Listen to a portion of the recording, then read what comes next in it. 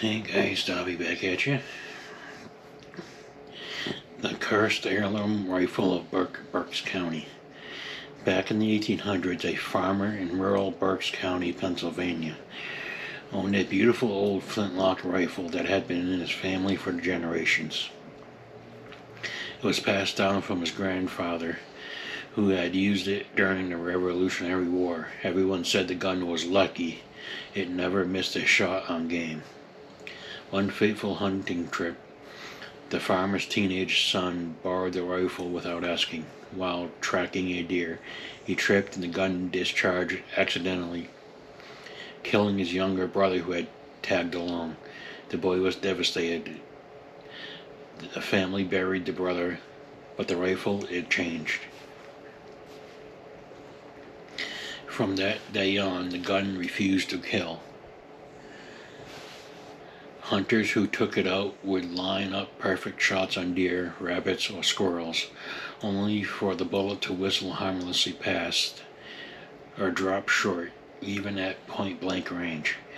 Yet when they aimed at a paper target or an old stump for practice, it shot dead center every time, with eerie precision. Whispers spread that the dead brother's spirit had entered the rifle, refusing to let it take another life after the accidental killing. The gun had become haunted, protective in a twisted way, but cursed for any practical use. Despite the farmer consulted a local powwow doctor, a traditional Pennsylvania Dutch folk healer who dealt with hexes and charms. The doctor listened to the tale, nodded gravely, and gave a bizarre prescription. Piss down the barrel at midnight under a full moon. That'll flush the spirit out. The farmer did exactly that, feeling ridiculous the whole time. The next morning he tested the rifle, and it worked perfectly again.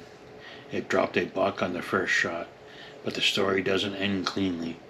People who later owned the gun swore they sometimes heard faint crying or a boy's voice whispering "don't" right before pulling the trigger.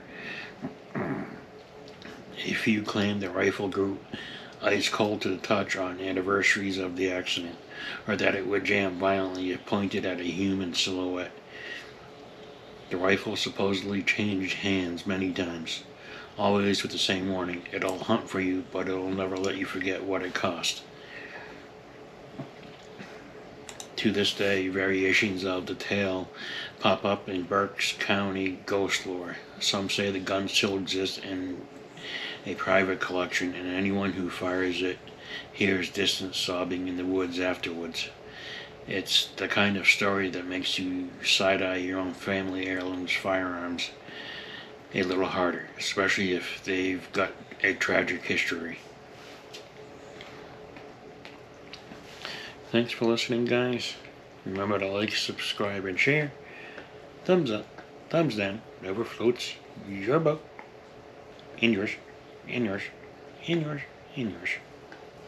Especially you in the back with the glasses. See you in the next one. Bye.